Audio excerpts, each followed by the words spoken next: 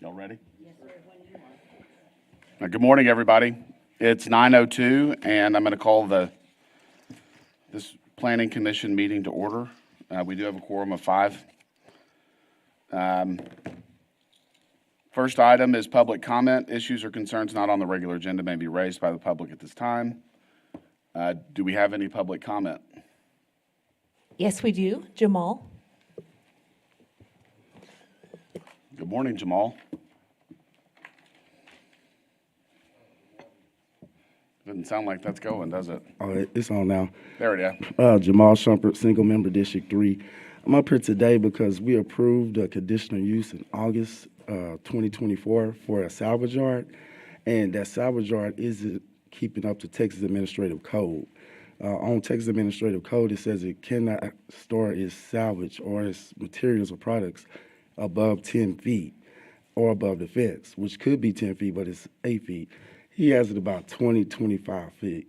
Wow. Yeah, Okay. and I can see it from right outside my house. I'll send your planners pictures of it so they know I'm not exaggerating it. Yes, sir. But that's the main reason I'm up here. I just would like him to lower it. I'm not trying to go through, escalate this to another level. I just really want him to lower it. And I know that y'all are the board who can actually tell him to lower it because it's a conditional use. I don't know how much power we have, Jamal, but we can try. But another thing I was coming up here to talk to you guys about is about the comprehensive plan update. Yes, sir. Because that new interstate, maybe 10, 20 years from now, it's actually going to come up through the east side of San Angelo. And that's where you have a lot of industrial areas, like right above my place. I was wondering if maybe you could work with Economic Development Department and see if they could maybe give these guys some incentives to move them to the industrial park where they're actually supposed to be. Yes. And instead put your commercial retail there, so when people go off there to the industrial side, they could actually make that loop back down and catch your commercial retail, your food establishments, your Yes, sir. malls, and all that. I would love if that happened. It would generate a lot more business and a lot more tax dollars inside the city, especially in our area. But I think that's really all I had to cover. Oh, and when it comes to building these subdivisions, Yes. I know these developers really want to get as much money as they can. They want to maximize profits. So they make them 5,000 square feet. I think we should at least keep the double frontage aspect of it. That is a kind of Texas country rural thing. You can go to all rural towns, you'll see double frontages in all their older districts. I think we should keep that moving forward in our newer districts. Okay. It looks more pristine to me, Right. if you're asking me. Outside of that, yep, y'all doing a good job. Thank you. Well, thank you. Thanks, Jamal. Anyone else on public comment? Okay, so Jamal has raised a good point about the comprehensive plan, and I know that's something that Aaron and the staff's working on. And I agree with them. It's important that we have a plan out that the development community and the San Angelo residents understand, and that we're promoting development in the areas that the city wants it and needs it. Okay, let's move on to the next item, the consent agenda. The staff's requested that we pull the November minutes off of the agenda. Do I have a motion for that? I'll make a motion to remove the minutes from November. Second. All right. We have a motion and a second to remove the minutes from November. All in favor, say aye. Aye. And then item D, the staff has asked that we move that to the regular agenda. Make a motion to move item D from the consent agenda to the regular agenda. Second. All right, so we have a motion and a second to move item D to the regular agenda. All in favor, say aye. Aye. Aye. Okay, so that leaves items A and C on the consent agenda. Do we have any public comment on the consent? Do we have any public comment on the consent agenda? Okay. So hearing none, I'll take a motion. Move to approve Second. Yeah. Second. All right, we have a motion and a second to approve items A and C on the consent agenda. All in favor, say aye. Aye. Aye. Opposed? Motion carries. So we're going to start with the item D on the consent agenda. The regular agenda, subdivision plats, the Plan Commission has final authority for approval. Appeals may be directed to the City Council. San Angelo Addition, Block 3. A request for a second replat Block 3 of the San Angelo Addition in the Central Business District, resulting in 2 lots totaling 1.095 acres located at approximately 128 and 136 East Concho. Thank you, Chairman. Aaron Vanoy, Director of Planning Development Services. We did request to pull this from the consent agenda just to clarify, this really is going to be a first amended replat of Block 3 of the San Angelo Addition. If you recall, a few months ago, they came in and they actually replatted everything into one lot. They did bring forward the potential to vacate that plat and then come back and replat.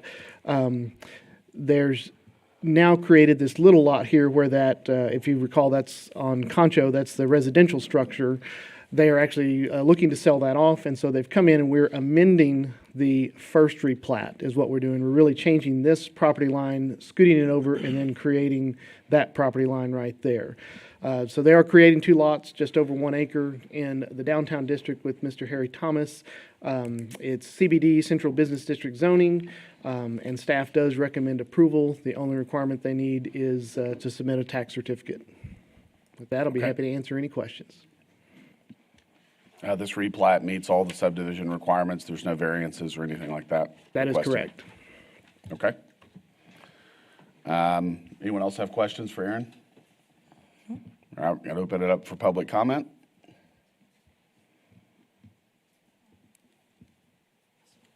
Mr. Russell Gully?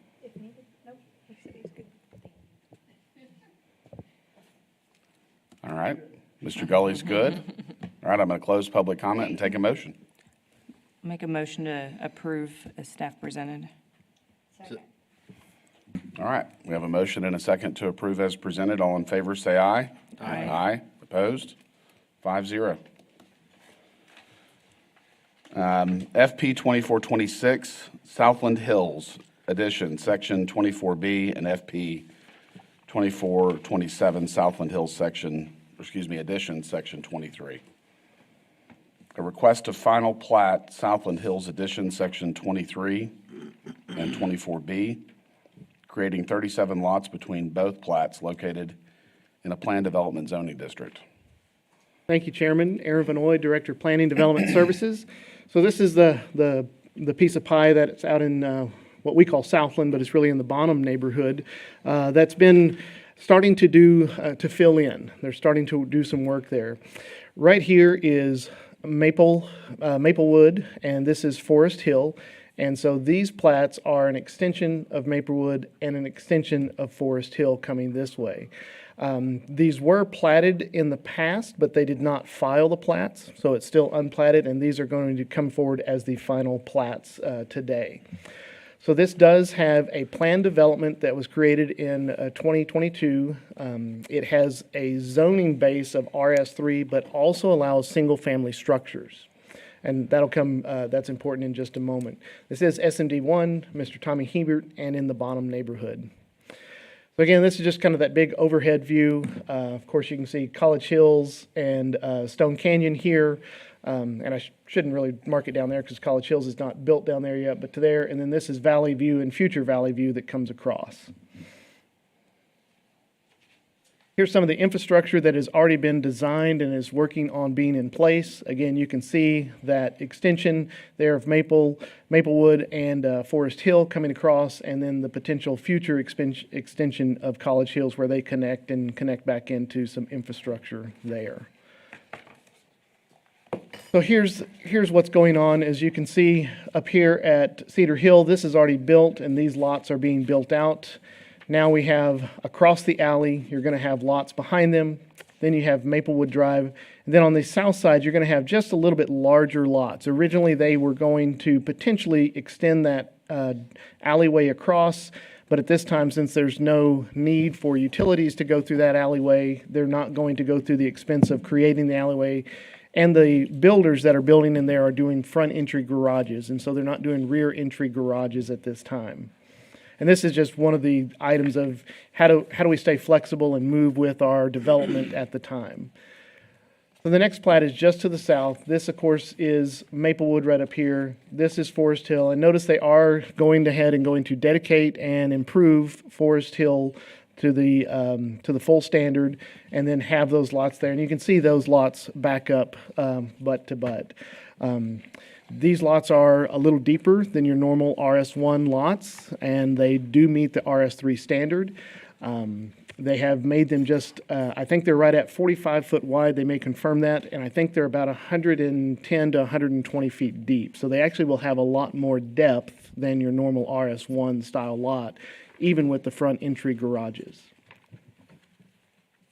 With that, the staff is recommending approval with the following 7 conditions, which are fairly typical. There is one that I want to point out that's slightly different, but tax certificate, extend water and sewer mains, which they're in the process of, installing utility service connections, which they're in the process of.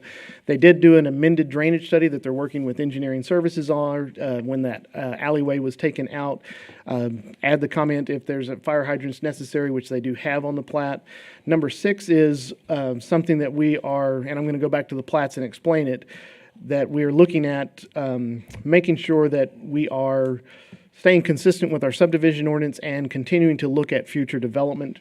And then 7 is to submit the roads. And so it's hard to tell maybe on both of these, but if you can look right down here, these are basically temporary turnarounds. In our subdivision ordinance, when you have a phased development that doesn't go quite over to the next road or where we project the next road would be, in the subdivision ordinance, they have the ability to put in temporary turnarounds, which is fine and acceptable. It allows emergency services to circulate and move through. What the subdivision ordinance says, if it's a phased development, we want to ensure in some way, usually through a performance agreement, that this road is going to extend over to the next roads. And I'm going to go back to the image here. Under that plan development, there's a couple of triggers that says Valley View and potentially this road here would be developed at some point. The plan development says Valley View is once you get to 75% development in this area, then Valley View needs to come through. It doesn't give any specific parameters for College Hills, but our subdivision ordinance says that as these come across and you have these temporary turnarounds just like that one there would be some kind of guarantee through a performance guarantee that, yes, this will extend over at some point and connect, and that road would be built at some standard in the future. So that's why you see that on the conditions. That's performance agreements are worked through our engineering services department. They work through, it could be all, multiple options through a performance agreement, and they can work through those with the applicant their role is to ensure that our infrastructure gets built in the future. With that, I'll be happy to answer any questions. I've got a few.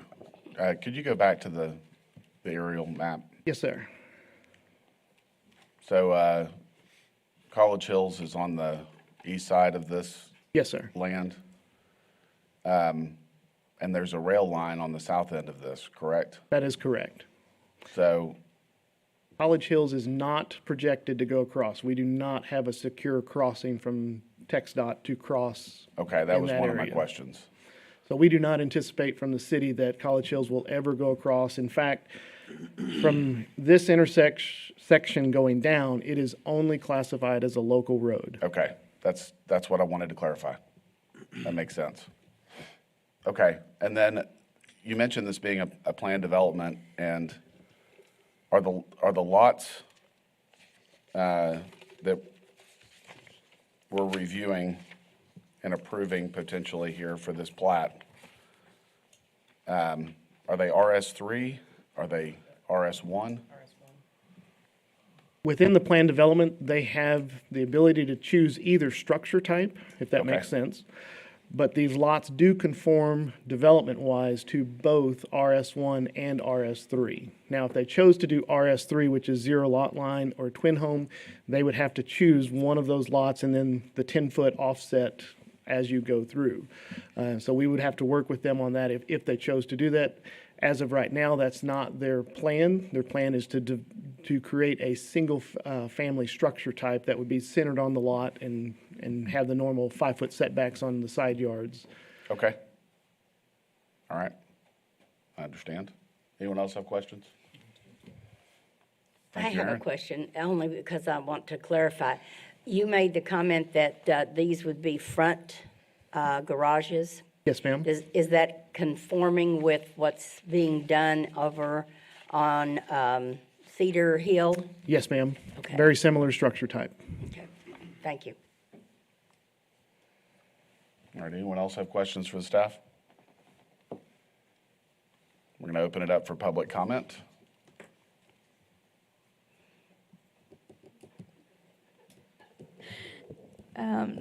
Mr. Russell Cully?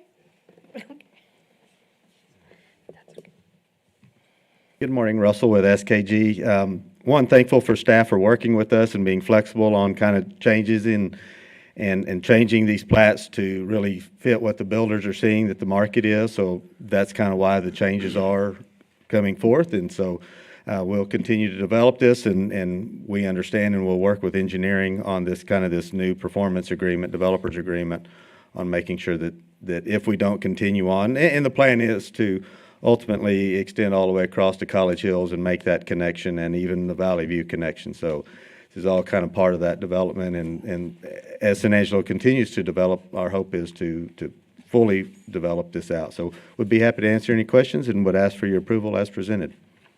Anyone have questions for Russell? Thank you very much. Thank you, Russell.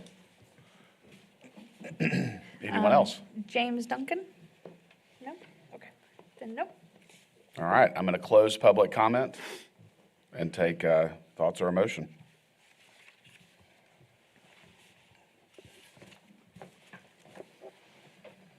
Move to approve.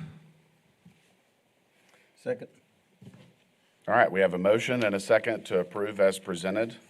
All in favor, say aye. Aye. Aye. Opposed? 5-0. All right. PP 2404 and FP 2423. San Angelo Armstrong Edition preliminary and final plat. A request for a preliminary and final plat on the San Angelo Armstrong Edition in a neighborhood commercial zoning district. Thank you, Chairman. Again, Aaron Vanoy, Director of Planning Development Services. So this is a preliminary plat and a final plat. It's for this about 6-acre property right here. Y'all have seen this recently with a rezoning that changed it from, it was half commercial and half residential, changed it to a neighborhood center comp plan as well as a neighborhood commercial. And so these lots will conform to that neighborhood commercial. The approximate location is 2588 Armstrong. It is an SMD4 Lucy Gonzalez, and it is not Bonham. I did not change that. I apologize. That's actually Paul Ann. Right there at Armstrong to the east is actually Paul Ann neighborhood, so I apologize for that mistake. But this is in Paul Ann. Pretty far from Paul Ann. I know it is a long way from Paul Ann across the East Angelo draw, but it is actually Paul Ann. All right. So you can see here, they're basically splitting it in two, creating two roughly 3-acre lots with a south lot and a north lot. They are dedicating some right-of-way for a future road to the north that would come across to some lots that are back to the back, and I'll kind of go back here. You can see these lots back here. You can see there's kind of an access drive there now. It is dedicated as an access drive, but now they're also giving just a little portion of theirs to a dedication for a future road. If the other plats will plat, that will be a future road to get back over here to the neighborhood that's back in Bradford area. Here's the final plat. The final plat is just platting this lower lot for a commercial structure that will be coming in soon. It's Block 1, Lot 1. We do recommend approval for the preliminary plat as well as the final plat. The preliminary plat only condition is to record with the local jurisdiction that preliminary plat, and the final plat is provide tax certificate, install necessary utility service connections, submit a drainage study, and make any required improvements, add a fire hydrant where necessary. And then just a note that since Armstrong in that area is a TxDOT, that TxDOT has access requirements, and they will need to work with TxDOT to get that access requirement for both of those lots, but in this case, just that final platted lot. With that, I'll be happy to answer any questions. Anyone have questions for Aaron? Thank you, Aaron. Do we have any public comment? Okay, I'm going to close public comment and take thoughts or a motion. Make a motion to approve as presented. Second. All right, we have a motion and a second to approve as presented. All in favor, say aye. Aye. Aye. Opposed? 5-0. Next item is Concho River Estates, lots 25 to 26. A request to replat lots 25 and 26 in Concho River Estates. This will combine two lots into a tract of just over 13 acres in the heavy commercial zoning district. A request for a variance from Chapter 1032A for paving width of 0 instead of the required 26 feet for a local road. Thank you, Chairman. Again, Aaron Benoit, Director of Planning Development Services. This is a replat in the Concho River Estates area. The original plat is from 1930. There's two kind of tracks right there. There's a full lot and kind of a partial lot. And so they're doing this entire large area right here into one lot, which will result just slightly over 13 acres. This is Cristoval Road, and this is Jackrabbit Trail, just for references. And we can come back to this aerial. I try to do a larger aerial for y'all to see. So you can see here, this is the plat itself, creating those lots. I did want to just go through the zoning just briefly. While the plat does conform to the zoning, their desire is to potentially change the zoning in the future. Not for discussion today, but just giving you just kind of an update, let you get a feel of the area. So across Jackrabbit Trail, you can see there's ranch and estates. To the north is light manufacturing. This area currently is heavy commercial. And then, of course, across Cristoval Road is other light manufacturing. Our comp plan shows this area moving towards more commercial areas, and of course across Cristoval Road is more the industrial, and you can see the open space back here by the river. I am going to go back to that aerial just so you can get just slightly better, clearer view. So this property right here is actually owned by the city. There's an AEP easement there, and then there's private property, and then you can just barely see a little touch of it, but there's private property that starts there. And that, apologize. That kind of comes into play of Jackrabbit Trail is improved with some paved surface, and that I'm not sure if we would still call that asphalt or a two-course to the extent of that lot. Then it's minimally paved. It does have a caliche base. I want to make sure that's clear, but it does have a caliche base, but I keep hitting the wrong button, excuse me. But there's not enough paving to call that it would be a paved road to our standards today. This is where they've requested the variance. The challenge is this is a commercial area. It does get traffic through there. There is a slight little draw right in here. It is outside of the 100-year floodplain, so it doesn't hinder any kind of development necessarily, but it may pose challenges for road improvements and what that may mean. And so with their variance, that has to be a consideration too. While city staff believes our ordinance says you shall not approve anything less than 26 feet, we believe that improving this to 20 feet would make more sense than 26 feet at this time, and we would allow that to be the judgment of the city engineer to work with the applicant to decide what type of paving surface that should be. Is that two-course? Is that asphalt? What is that paving surface? But we do think it needs some improvement of some kind. We know this area with Christoval Road being improved by the state right now will continue to increase in traffic and flow. This is proposed to have a couple of residential structures. There's one currently there that's a frame structure. They're proposing to move in a structure in the future. And so you'll just have an access right there for two residential structures at some point potentially. But we do believe this area is moving. What our comp plan says, what our zoning says is commercial and industrial, not residential, but that's for a later discussion. So with that, their plat does meet the standards for the commercial lot size, and therefore we are recommending approval of the plat, but a partial denial of the paving width of 0 feet instead of the 26 feet to allow a paving width of 20 feet for Jackrabbit Trail. And then the standard comments there.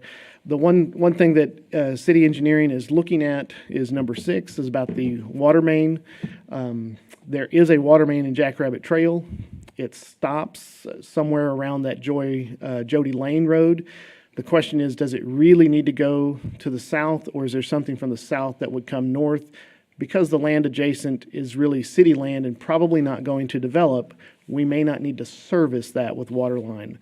So that condition, if the city engineer says that is not necessary at some point in the future, we would waive that condition. And I'll go back and kind of explain from right here. So there's a water main that comes here. There's a major water line that goes there, but the actual service main that would service lots comes just to about the end of that lot.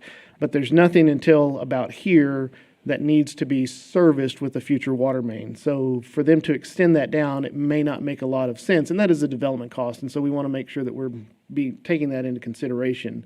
But I would leave that to our experts to make that decision and have that flexible enough so that if the city engineer says we do not need that in the future, we can waive that for this plat to move forward. Clear as mud? Yeah, I've got a few questions. Okay. Please go ahead. Is Jackrabbit Trail a local road? It is a local road, classified as a local road. And it's a city street. It is a city dedicated street at this time. Are there lots or residences north of this tract what is Jackrabbit Trail used for? Right now, particularly on the western side, there's a large tract that has maybe 3 or 4 homes on, kind of a larger homestead, if you will. On this eastern side, there's a couple of commercial properties. I believe there's one more residential property, and then I think there may be a few vacant properties. I don't remember what the connecting road is back to Christoval, if there is a connecting road back there. I'm trying to think what that is to the north. I would say there's not a majority of lots back there. This is not like a residential subdivision and you have lots and lots of lots going there.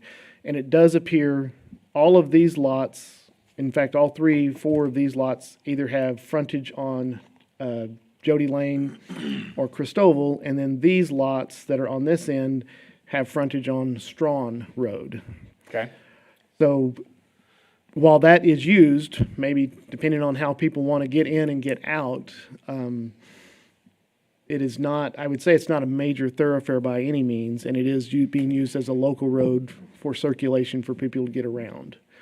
Strawn connects to Christoval and Jackrabbit, That is correct. so And is And there it's- water running you down could the stream? approach from the south Yes. and drive north on Jackrabbit? Yes, you can. Okay. And I believe there is a water main because these are serviced by city water. So I believe there is one through Strawn Strawn. as well. Okay. Hence why we don't feel like it might be necessary to run the water line. And that would be up for the city engineer because he would know what water pressures are, what circulation needs to be, and that would probably take some testing in the future to know what needs to happen. Because subdivision is the time for cities to improve their infrastructure. Now, this is not their proposal today, but we can also see a time in the future that maybe these are cut off and sold off at some point in the future, and there may be a need at some point. That is not the proposal today by any means. So do we get that then? Do we get it now? that's our struggle. That's why we're recommending the 20 feet for emergency services circulation, particularly if something bad happens back there and they have to get back there for emergency services. Now, again, it is caliche right now, so I don't want to mislead you by saying it's just a dirt road, but it is caliche right now. But that's kind of our concern on that aspect. Okay, And you have an open requirement potentially from the city engineer to extend water. How do we get a determination on whether or not that's required? I think that would be just through some additional evaluation that they would be able to do in the next 30 days. They could look at that and see if that's going to be necessary with this plat or not. and if it is, can the applicant withdraw this? Like if they choose not to Yes. run the water? So once you do apply for the plat, we have to act within 30 days, or they can choose to request a table or a continuance. If it gets approved here, they have up to 3 years to meet the conditions or choose not to file the plat. Okay. They could also come back and request a different layout if they chose to do something different. They would have that option as well. And then as far as the applicant's asking for 0 feet instead of 26, and the staff is recommending 20, that's not a typo, right? It's supposed to say 0? That is correct. They did request a 0 feet improvement. They don't want to improve Jackrabbit Trail. That is correct. Aaron, this may be more of a question for the applicant, but what's the rationale for replatting? I think I might let them answer that.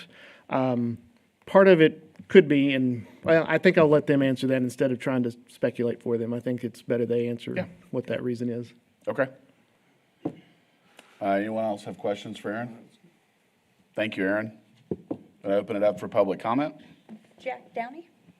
Oh, nope, Russell Gully. Mr. Gully. Good morning, Russell with SKG Engineering. As Aaron explained, this property has a lot going on there. This is somewhat family land. The family owned it before it was annexed in. The reason really for this is they want to move in a residential structure. As Aaron pointed out, this is ultimately the vision plan for commercial industrial area. But kind of short term, this is really the family land that, parents are there moving in, maybe another home for part of the family. And so this lot it's all of one lot and then a portion of another lot, and hence the need for this replat.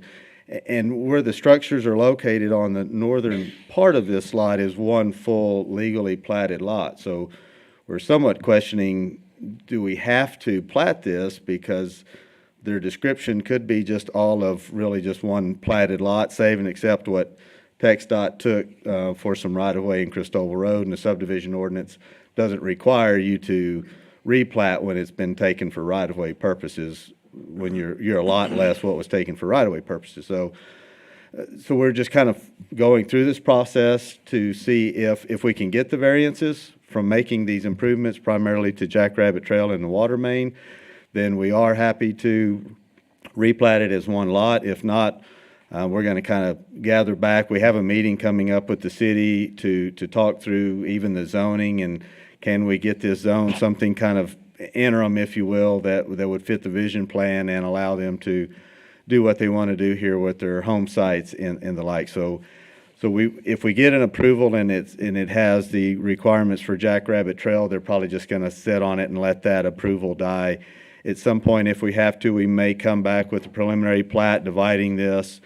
And like Aaron talked about, splitting it into lots that would face Jackrabbit and then lots that would be on Cristobal Road, and then come in with a final plat for only lots facing Cristobal Road, so we're not having to make improvements to Jackrabbit Trail at this time. So this is kind of trying to find a spot that sticks, if you will, that's kind of workable for the people that own this property. So we would ask for the approval of the variance on Jackrabbit Trail. It really doesn't benefit this property, and currently what we're looking for, they access the property and these home sites off of Cristobal Road. So Jackrabbit Trail really is just that, a Jackrabbit Trail for our purposes.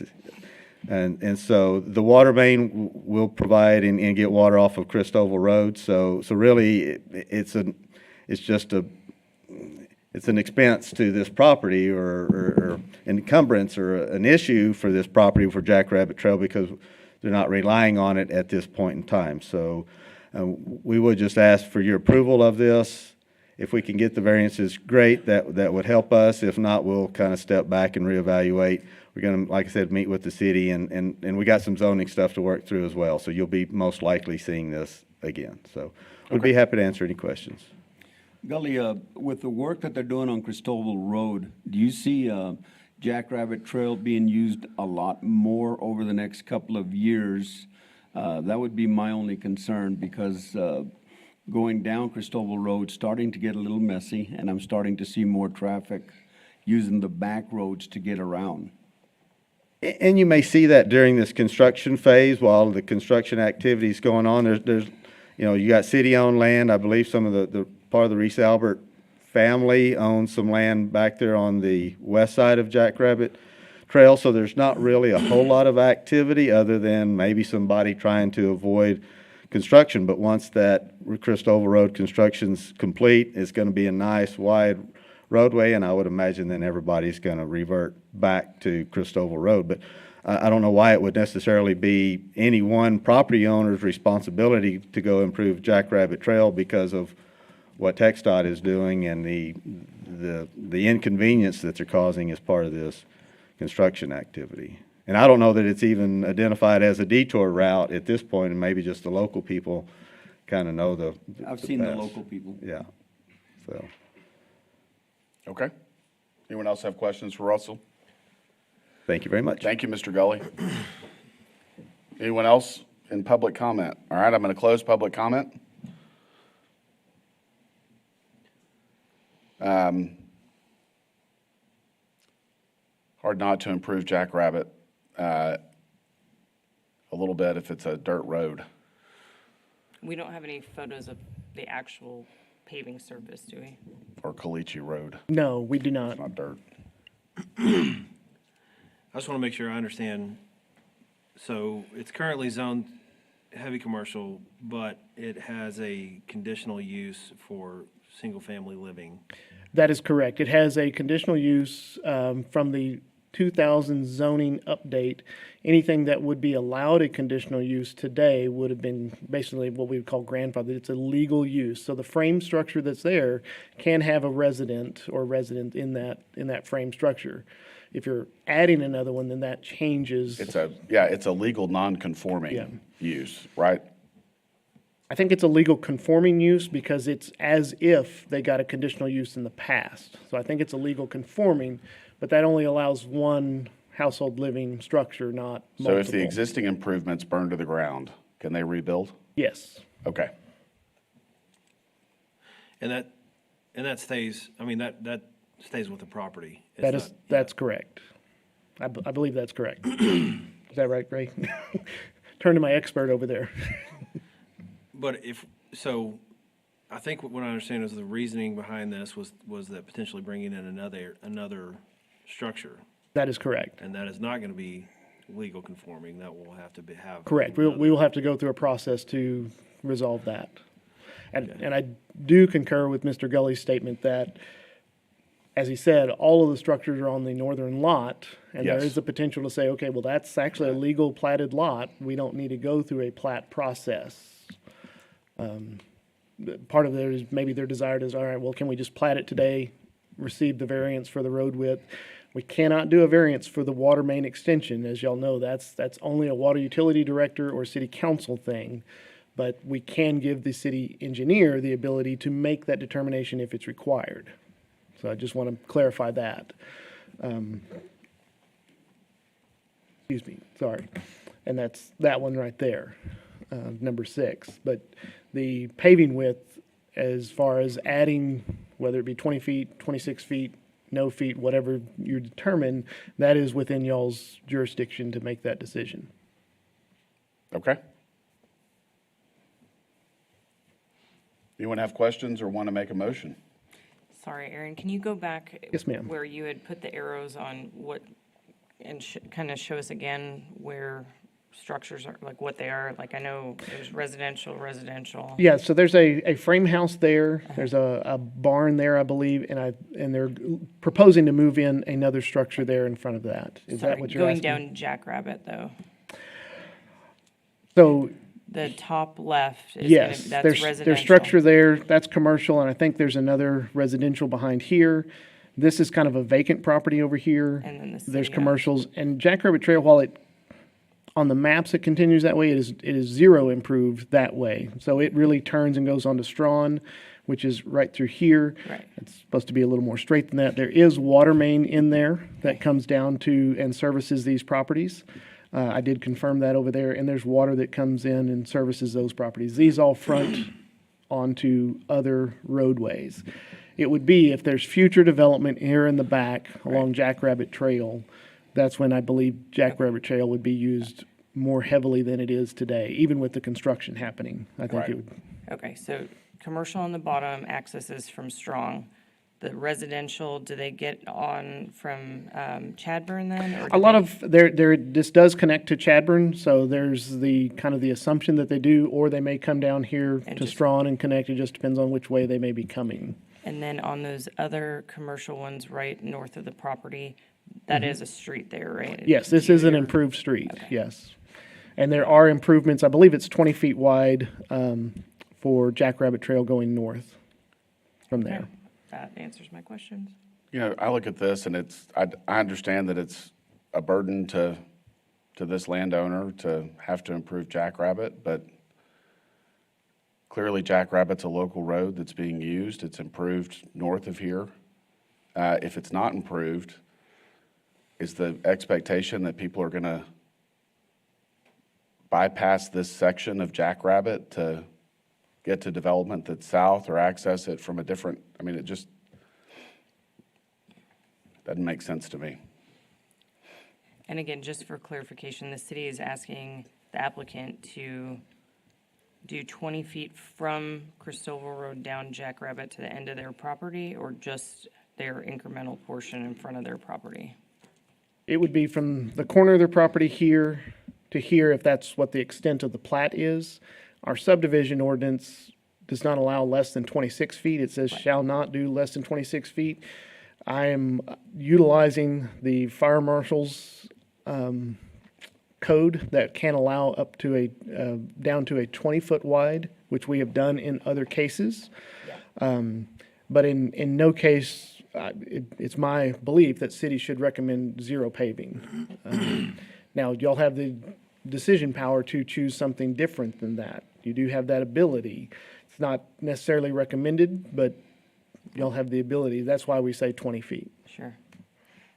And, I mean, we've talked about this before, gosh, it must have been last month over on Christoval Road, not Christoval, Concho, making it almost like, I almost look at it as kind of a safety issue, though. Like, you're going down kind of a bumpy caliche, and then all of a sudden you've got good paving, and somebody's going to potentially accelerate speed, not realizing the pavement ends at the end of that property, and then who knows, do they spin out? I mean, like, I just don't, I understand where the staff's coming from, but I also look at it on a safety aspect, and I don't think that's that safe, truthfully.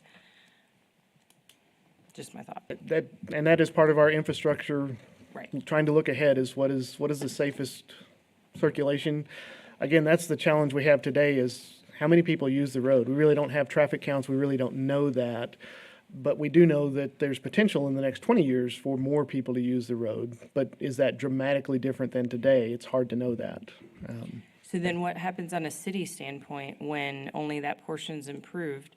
Is the city, and it's a dedicated city street, so then the city's got to maintain, and then you've got a bumpy caliche and then kind of a good pave and a Yeah. bump, it's like, what does the city do? Do they finish paving out the rest of that? Like, what happens? At some point, the city will have to make a decision and maybe place it on the capital improvement program, which is taxpayer dollars. Right. To say, okay, well, we as a city is going to improve that to whatever standard at the time. And then again, you're using tax dollars on road that is less traveled than a road that definitely needs Right. the assistance. So, I don't, Yeah, I don't know that that one would rise very high on the capital Right. improvement project unless there's some major Sure. things that started to come in there. It would, like immediately north of the property is paved, correct? Yes, to that extent, when this property came in right here and they platted, they improved, and it looks like they improved to 20 feet, both Jody Lane and this area. And I want to say that was in 2008 is when that happened. I'd have to go back and look at my notes to be sure, but I think that was 2008, that corner property platted at that time. All right, anyone want to make a motion? So is the motion to deny the variance and maintain it to 20 feet? We would say it was a partial denial of 0 feet, but allow the 20 feet from the city staff part stance. Okay, but the way that you have it written, we'd have to say that we're recommending the 20 feet and deny the 0 feet. Yes, sir, Yes. The variance request is for 0. that is correct. So we would have to deny the request of 0. And then make a recommendation if we were going that route. Anyone want to make a motion? I'll make a motion to deny the 0 feet and proceed with the 20 feet as recommended by the planning department. Okay. We have a second? Second?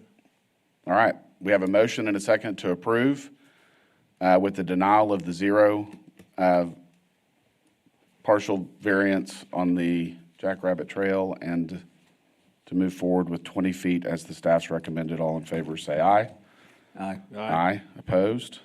Aye. So 3-2.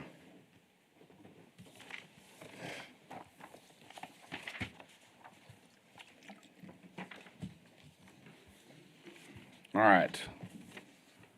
PV 2403, vacate second replat of Block 25 of Lasker Edition. Request to vacate a second replat of Lasker's Edition, Block 25, which is .321 acres at the corner of Martin Luther King and 19th. Hello, Kim Garmany, Planning and Development Services Administrator. This is to go back to the last plat that was filed. The main reason for this seems to be to reorient the lots. We're in District 4, Lucy Gonzalez's district in the Reagan neighborhood. The zoning is currently pending and potentially changing to RM1. And in the future, the vision plan does say that this will be commercial. This project has also applied for TIERS funding, so keep that in mind. So currently, there are 2 lots, 1A and 2A, and the frontage is on MLK. There are 2 structures on those 2 lots right now. You'll see it on the picture on the right, and they are currently oriented toward MLK. This request is to vacate the current plat and go back to have the orientation with the frontage on 19th. We're recommending approval of this with 3 conditions, and we have 2 listed here. Prior to plat recordation, we need to provide the tax certification. And they also need to secure demo permits for the existing structures to ensure compliance with the zoning ordinance and setbacks. And do we know what that 3rd condition was? I am so sorry. I must have, because I don't know what that 3rd condition was. So I think one of the reason that this wasn't on the consent agenda is that there was the question of would those 2 existing structures that are facing MLK be demolished? So that is a condition of vacating the current plat. Okay. Great. Anyone have questions for the staff?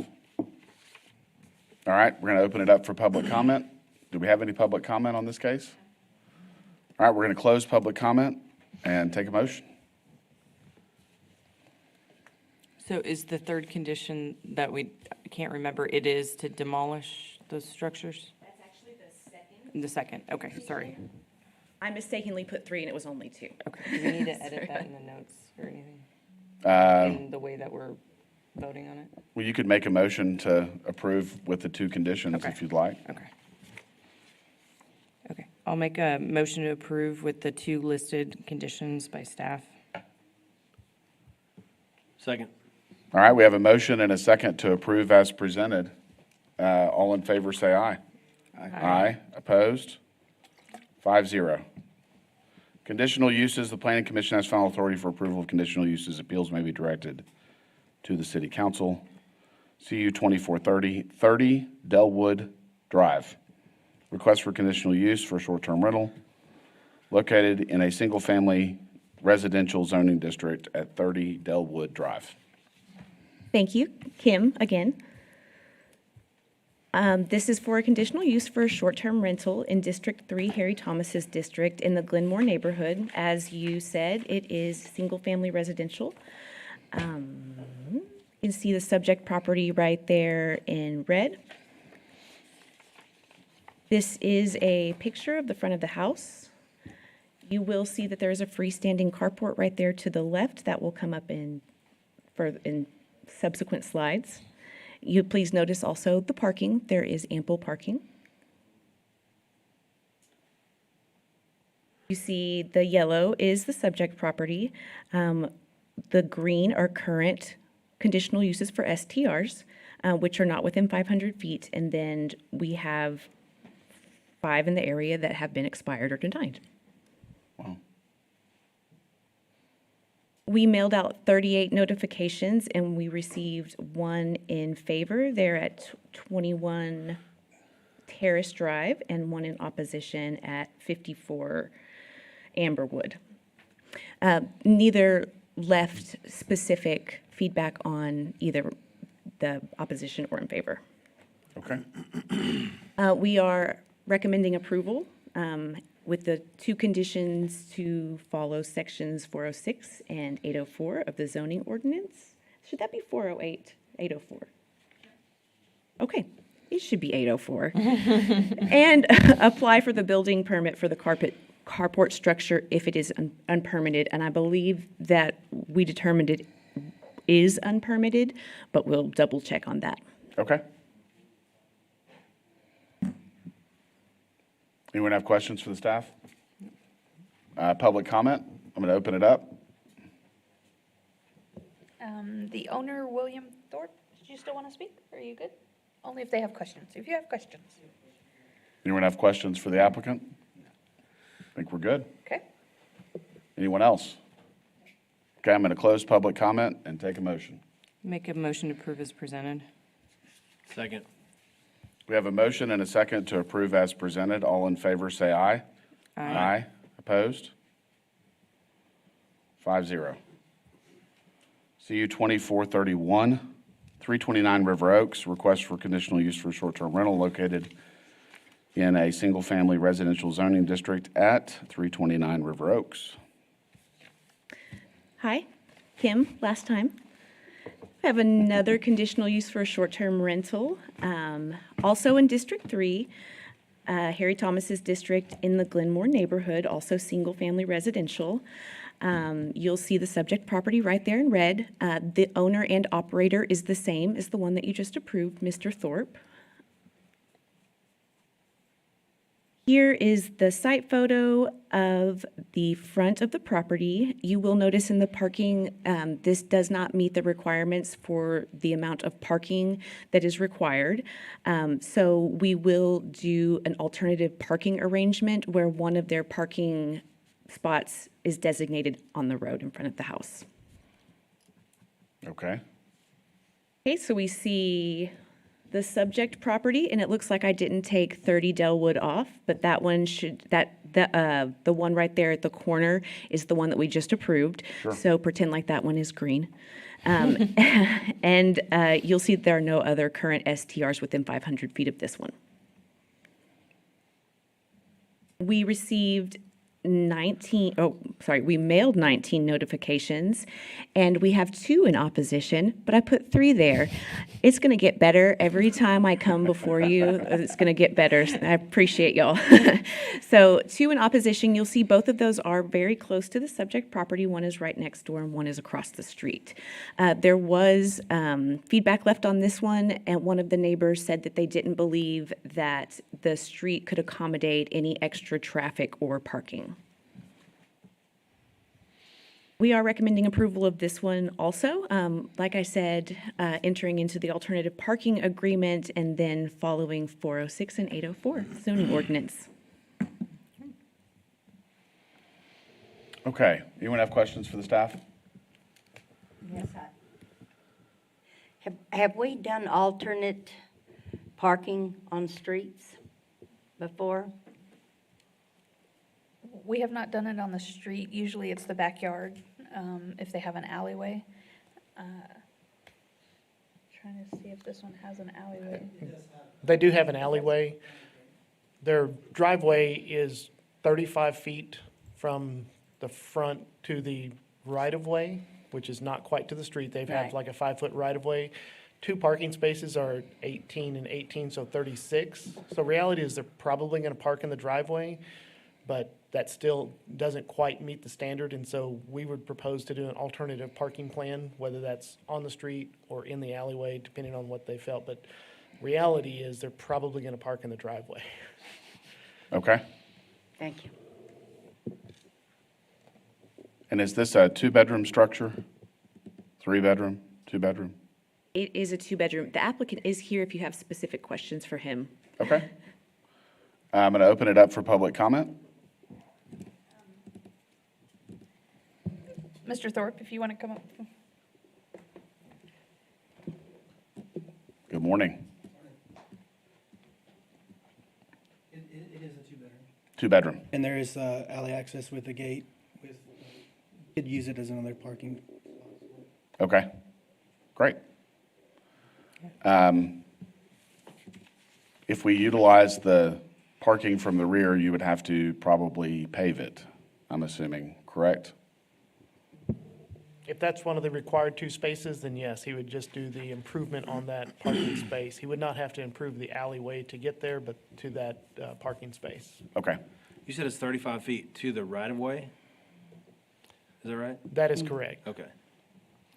The reality is, it's an older 40 feet. neighborhood, and the Yeah. majority of these Yes. homes, you've got 1 vehicle in the driveway, 1 on the street. It is what it is, for the Yep. neighborhood. Yeah, the street is 32 foot wide with curb and gutter. He looks like there's approximately 5 to 6 feet between his property line and the street, and so there's still ample room there. It just doesn't technically meet our standards, and so we're looking at what's the alternative that can be done under the ordinance. Got it. okay. Thank you, Mr. Thorpe. Anyone else No. speaking on this one? All right, I'm going to close public comment. Take a motion. Make a motion to approve as presented. Second. We have a motion and a second to approve as presented. All in favor, say aye. Aye. Aye. Opposed? 5-0. CU 2433, 1620 Coke Street, request for conditional use to allow commercial parking lot within a single-family residential zoning district at 1620 Coke Street. Good morning, Ray Lineberry, planner. So this one is at Coke Street, 1620 Coke Street. It is in District 3, Harry Thomas, Fort Concho East neighborhood, and it is zoned RS1. So I'm going to go to a different picture. Okay. Notifications, 21 mailed. We received 2 in opposition. Trying to think back if they said anything. I don't think they had any comments. I think they just checked the box. But they are right next door. So, explain a little bit. So, this property right here is looking to extend their parking lot. So, okay, I'm going to do this kind of quick. So, if you notice, this technically is the whole square where the red is, okay? They are really only taking the first 2 lots to extend their commercial parking lot. This last lot here would prefer it to stay residential. They're possibly going to put a house for a security guard for the owner. They haven't decided quite what to do with that yet. However, they're extending that commercial parking lot into these two lots right here.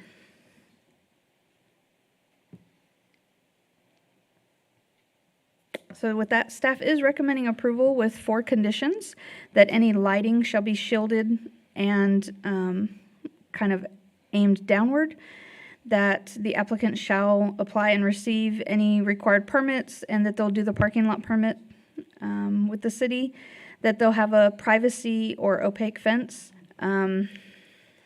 So one of the reasons staff is recommending approval is they wouldn't be required to put a fence along here, since they are not including that last lot as part of this commercial parking lot. Did you say they wouldn't?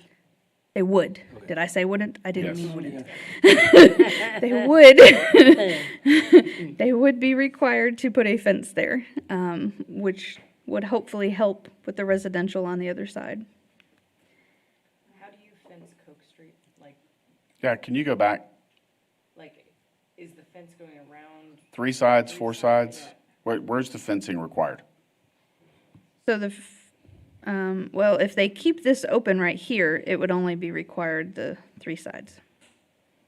And the fence going on? I mean, it would continue. Streets, not in any, hindering? It would have to be 25 feet back from the road Okay. or from the property line from Yes, Coke Street. if you Okay. can already see, this one is way back here. Oh, Okay. And then what's the surface of the parking lot supposed to be? Part of the parking lot permit that they're gonna go through, it would have to be a required paving that the city requires, concrete, asphalt, It doesn't look like where they're parking right now is. Yeah.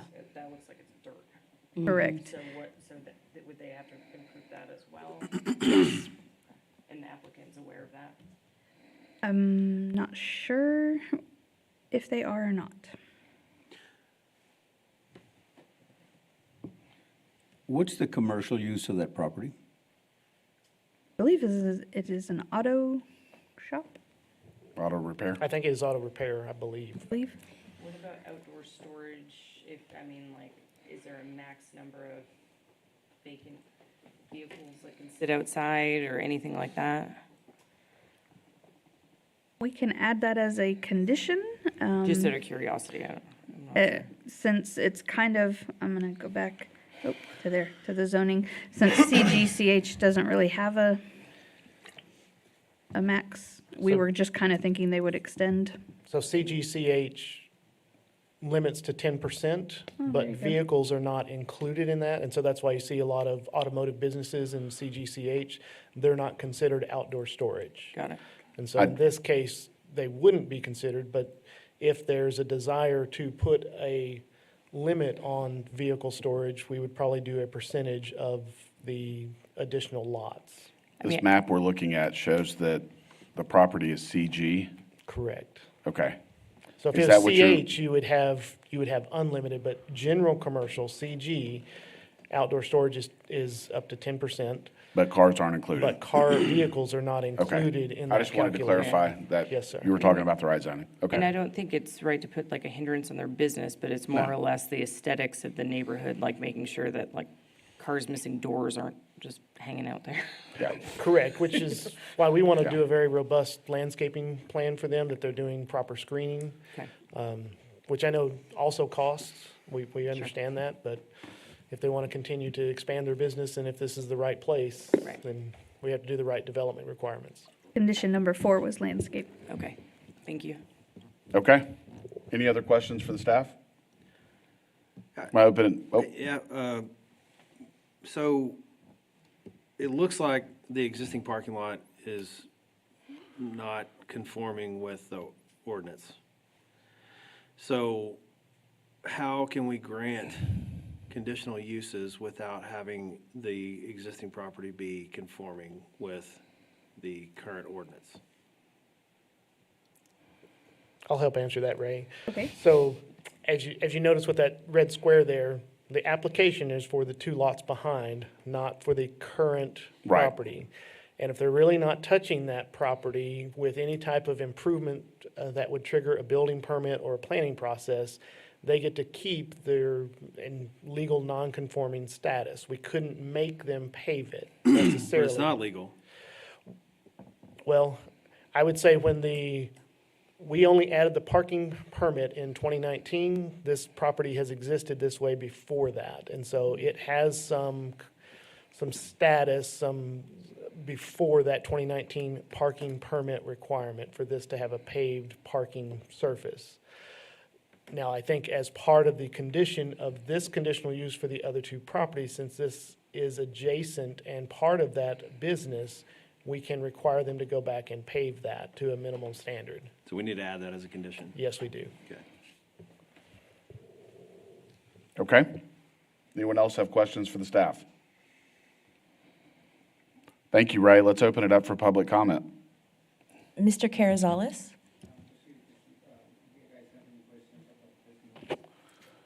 Come on up if you don't mind.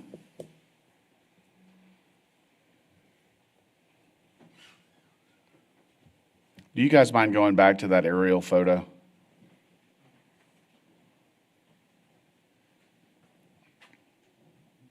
Perfect. Thank you. Yeah, I'm the manager for that business. We Okay. test tires. It's not a mechanic shop, it's a test tires. We're not Okay. open to the public. And you see those vehicles right there? Yes, That's sir. why we want to expand our warehouse because we need more workspace. And the owner, he owns those 3 lots, so he wants to just move those company vehicles, use it as our Additional company- storage. Additional storage, yeah. Okay. And the third one, he wants to build a house in the future. Okay. Do you mind going to the recommendations, Ray? Do you guys, do you understand what the city's requiring of you guys for? Yeah, I mean, we'll follow the recommendations. I mean, Okay. We all need it to be paved, put Okay. asphalt on those parking lot, if we can, willing to do it. I mean, Great. we just want to see if, Yes, sir. I mean, we can use it. Perfect. Okay. Thank you so much. Appreciate it.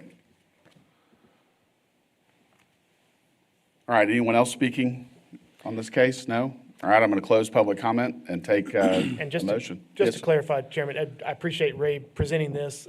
It was Mr. Reed's, but he's out on vacation today, and so that's why we didn't have all the full details. So I take that as my responsibility. I should have made How do you sure let that him we- take vacation on a planning commission day? Come Well, on. I think he's on his honeymoon, so I Oh, don't think I that had might much be. options. So. All right, made me feel bad. Okay. Anyone want to make a motion on this one? I'll make a motion to approve as presented. Second? Okay, are we adding a condition to pave the portion of their existing lot?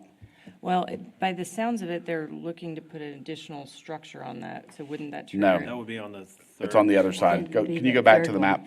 That 3rd lot. Well, no, that was the house, but he said that they were looking to expand their warehouse storage. They ran out, so that's why they're moving the cars. Am I incorrect in this? Oh, Yes, I don't know. If they had a warehouse to the east of this property, right there, then we would be able to then require additional paving or a connection back to this back, depending on how big their warehouse is. But yes, we would be able to do that through that expansion on that front property.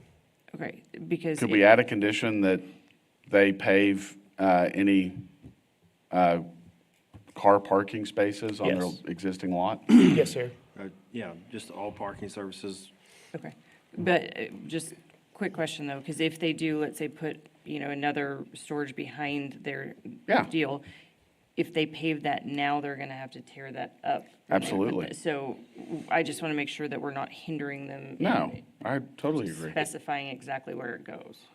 And we could make the condition that it's conditioned on a site plan submittal that would just show the outline of where they think their structure would go. And that would give staff the idea of what would need to be paved and what wouldn't. Because they may submit a site plan in the future. Somebody else want to make a motion? Got that? Monday. I'm lost. You're gonna pass on the motion now? Come on. Someone's gotta do this one. Okay, I'll try. Move to approve adding the condition that the applicant submit a site plan showing any improvements and that any parking surfaces be brought to current parking ordinance standards. All right. I'll second that. We have a motion and a second. Thanks, Luke. All those in favor say aye. Aye. Aye, opposed? 5-0. All right, CU 2434. That one got pulled. Oh, well, we have a motion to table this one.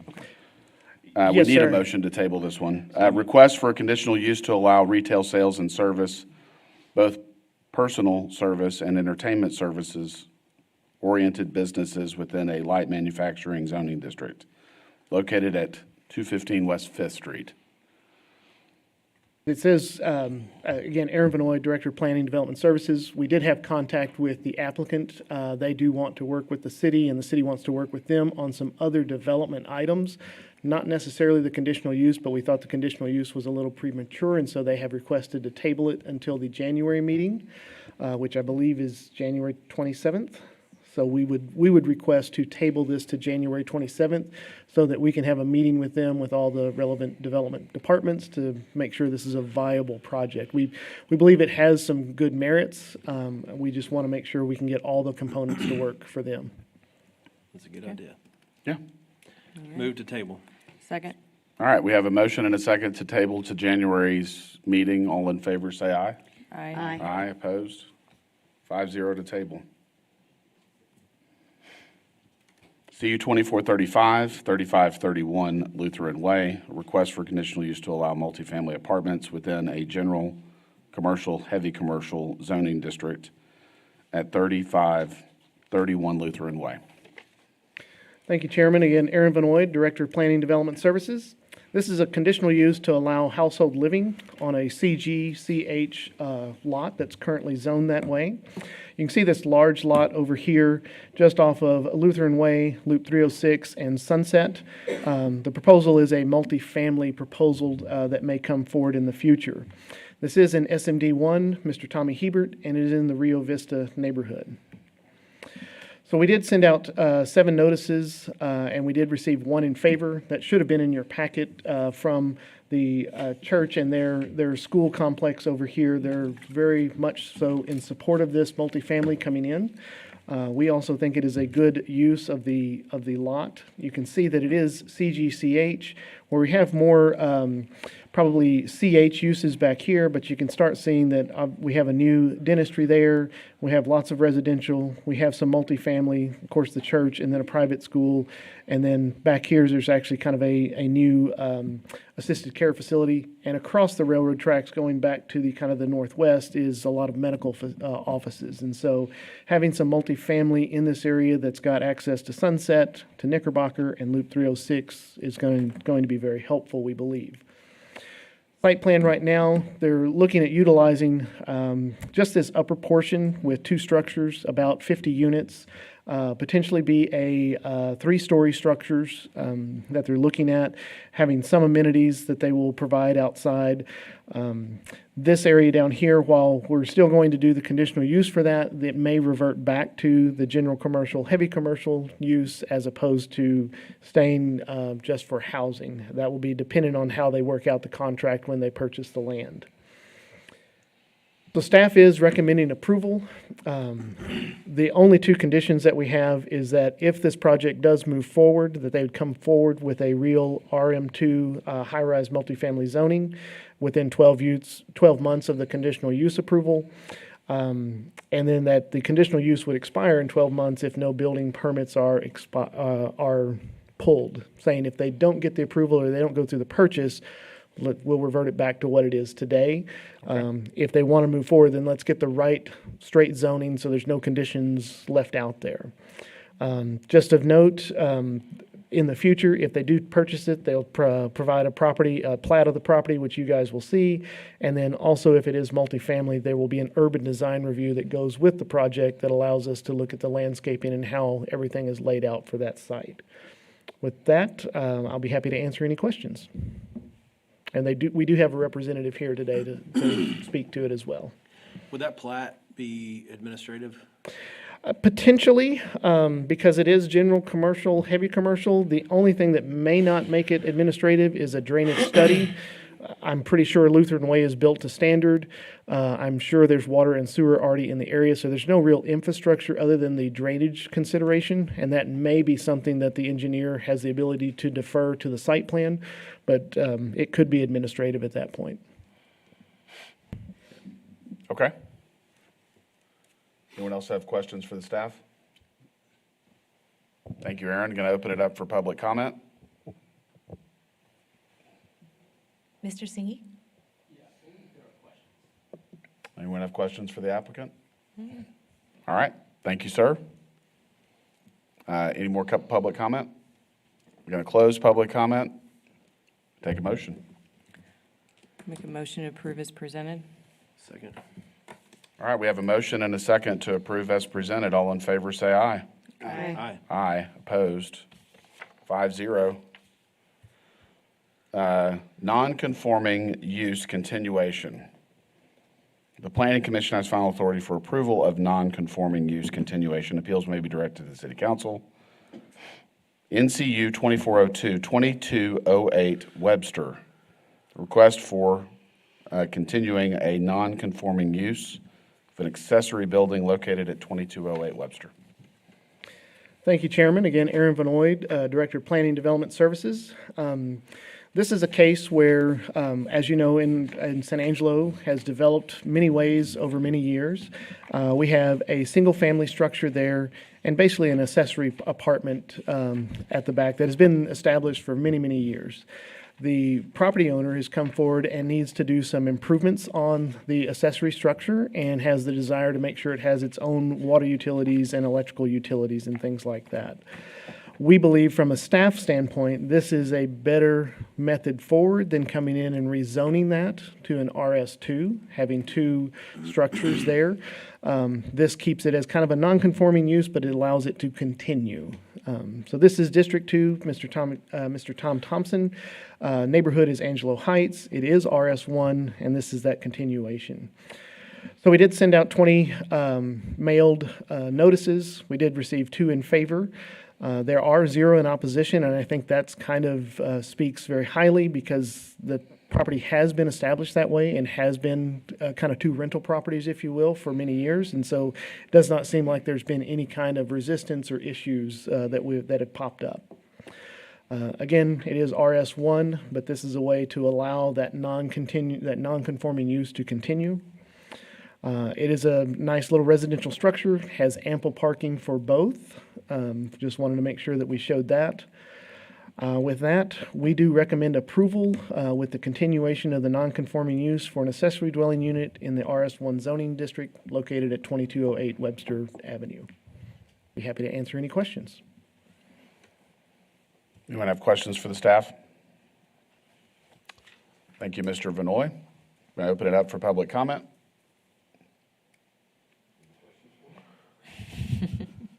I don't know if we have any questions. Just looking to split meter base and water utilities into, it's shared right now with the house, so it's splitting off and it's separate. Okay. Thank you, Mr. Carter. Any more public comment? We're going to close public comment and take a motion. Make a motion to approve as presented. Second. We have a motion and a second to approve as presented. All in favor, say aye. Aye. Aye. Opposed? 5-0.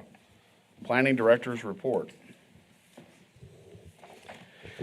The only thing I really have is just to update you that we do have a meeting change in January. The 20th is Martin Luther King Day, and so we'll be observing that. So our Planning Commission will be the following week, which is the 27th, and it will be in this room as of right now.